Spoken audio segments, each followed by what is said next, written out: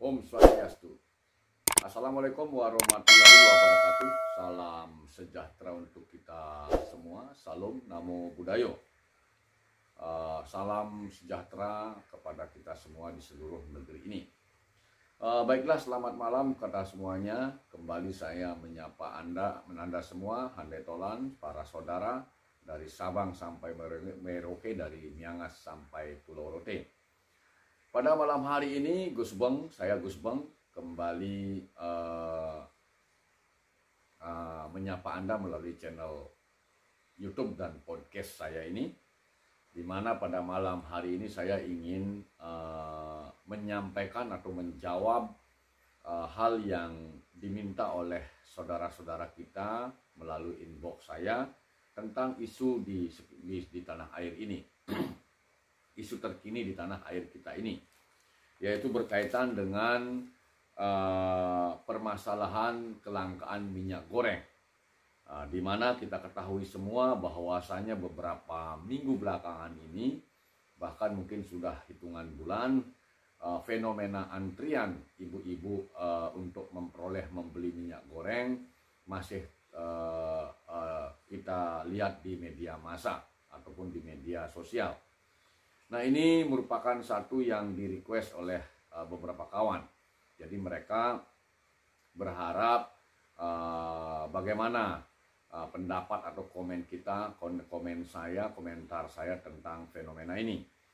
Nah, ditambah lagi beberapa hari lalu, kalau tidak salah itu, salah satu elit negeri ini, salah satu petinggi partai politik di negeri ini, menyarankan kepada ibu-ibu di tanah air ini untuk mengkukus, kemudian tidak hanya mengkukus, mungkin juga merebus makanan.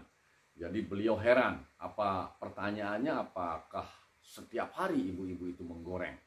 Nah, ini tentunya di tengah fenomena terjadinya kelangkaan minyak goreng ini, tentunya pernyataan seorang tokoh partai politik yang bisa dikatakan partai politik di papan atas di negeri ini, tentunya memantik pro kontra di tengah masyarakat. Ada yang pro dan ada yang kontra. Nah, itu yang ingin saya tanggapi berkaitan dengan dua hal tersebut. Pertama, tentang kelangkaan minyak goreng. Tentunya ini merupakan tugas daripada Kementerian Perdagangan, dan tentunya ada juga mungkin koordinasi dengan Kementerian Perindustrian, Kementerian Perdagangan dan Perindustrian. Nah, beberapa waktu lalu Menteri sudah dipanggil oleh DPR RI. Jadi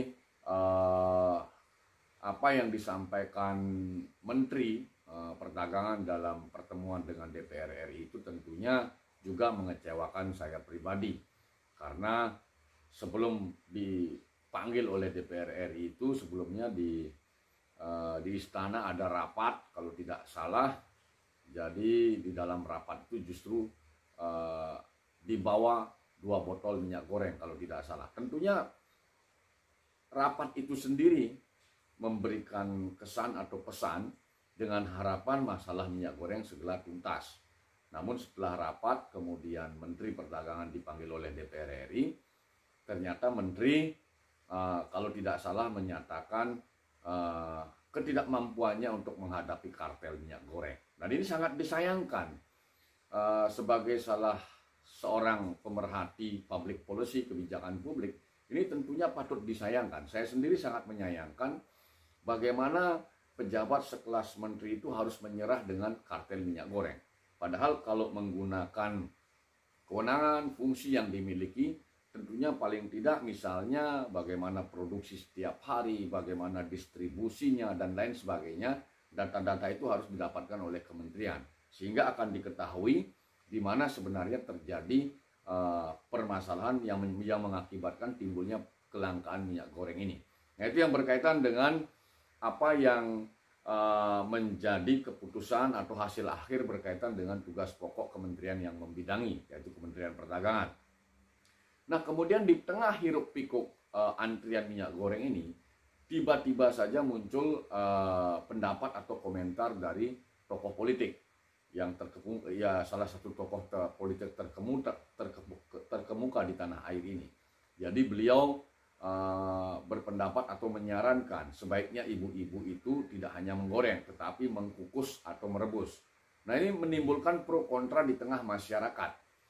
Nah, kita berupaya untuk menyikapi hal ini atau pendapat ini dengan netral, tidak berpihak pada siapapun.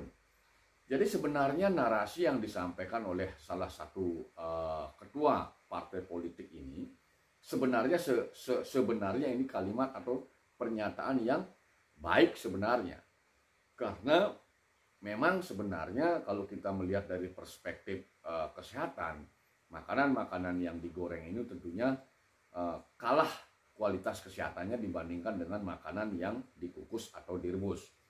Nah, tetapi permasalahannya statement atau pernyataan ini disampaikan pada waktu yang kurang tepat. Kurang tepat karena pada saat ibu-ibu ini sedang menghadapi permasalahan kesulitan memperoleh minyak goreng. Sehingga tentu saja mungkin yang sudah merasakan bagaimana mengantri minyak goreng itu menjadi jengkel dan lain sebagainya. Nah, ini yang perlu kita cermati bersama dengan bijak. Jadi tidak serta-merta kita menyalahkan pernyataan sang ketua partai politik, tetapi coba kita sikapi. Dan semestinya pun timingnya tidak pas. Sang ketua partai politik sebenarnya menyampaikan statement itu kurang pas waktunya. Sehingga yang saya katakan tadi, bagi mereka ibu-ibu yang merasakan bagaimana mengantri minyak goreng ini tentunya sangat berat sekali, apalagi sampai berebutan, apalagi sampai harganya tidak sesuai dengan harga seperti biasanya. Nah, itu yang perlu kita sikapi bersama, tentunya dengan harapan semua masyarakat, terutama ibu-ibu pasti sangat berharap bagaimana kondisi atau keadaan distribusi minyak goreng ini bisa normal kembali sehingga tidak terjadi antrian. Nah, itu hal yang bisa saya sampaikan berkaitan dengan dua permasalahan tadi. Jadi pertama, fenomena kelangkaan minyak goreng yang notabene merupakan kewenangan Kementerian Perdagangan untuk menyikapi dan mencarikan solusinya. Meskipun Kementerian Perdagangan akhirnya mengatakan menyerah menghadapi kartel minyak goreng. Kemudian yang kedua, pernyataan salah satu ketua partai di negeri ini yang menyebutkan bahwasanya ibu-ibu tidak harus hanya menggoreng, tetapi bisa mengkukus atau merebus. Nah, saya harap pada channel podcast, pada channel YouTube ini, saya harap hal itu tidak dibesar-besarkan kembali. Anggap saja ini riak-riak demokrasi, fenomena demokrasi, dan siapapun bisa menyampaikan pendapat pandangannya berkaitan dengan satu permasalahan yang dihadapi oleh anak negeri ini, anak bangsa ini. Kemudian tentunya pada channel podcast dan YouTube ini, saya sangat berharap sekali kinerja Kementerian Perdagangan dikuatkan kembali sehingga tidak ujug-ujug, tidak cepat menyerah menghadapi kartel minyak goreng ini. Karena banyak lagi kartel-kartel lain, mungkin saja ada lagi kartel-kartel lain lagi yang berkaitan dengan sembako di negeri ini. Mudah-mudahan tidak ada. Tetapi dengan kejadian atau fenomena minyak goreng ini bisa dijadikan pembelajaran oleh kita semua, terutama kementerian yang mengurusi tidak hanya minyak goreng tetapi sembako, bisa lebih bersemangat lagi. Ini dijadikan pelajaran sehingga mampu untuk menghadapi atau melumpuhkan kartel-kartel yang bermain di negeri ini, sehingga perdagangan di Indonesia, apa-apa yang dibutuhkan oleh rakyat Indonesia berkaitan dengan kebutuhan sembako bisa lebih mudah diperoleh. Nah, mungkin itu hal yang bisa saya sampaikan berkaitan dengan permasalahan minyak goreng dan statement ketua partai berkaitan dengan fenomena kelangkaan minyak goreng ini, minyak goreng itu. Apabila dalam penyampaian saya ini ada hal yang kurang berkenan, saya mohon maaf. Akhirnya saya tutup dengan menyampaikan Pramo Santi. Om Santi Santi Santi Om. Assalamualaikum warahmatullahi wabarakatuh. Salam sejahtera untuk kita semua. Salam Namo Buddhaya.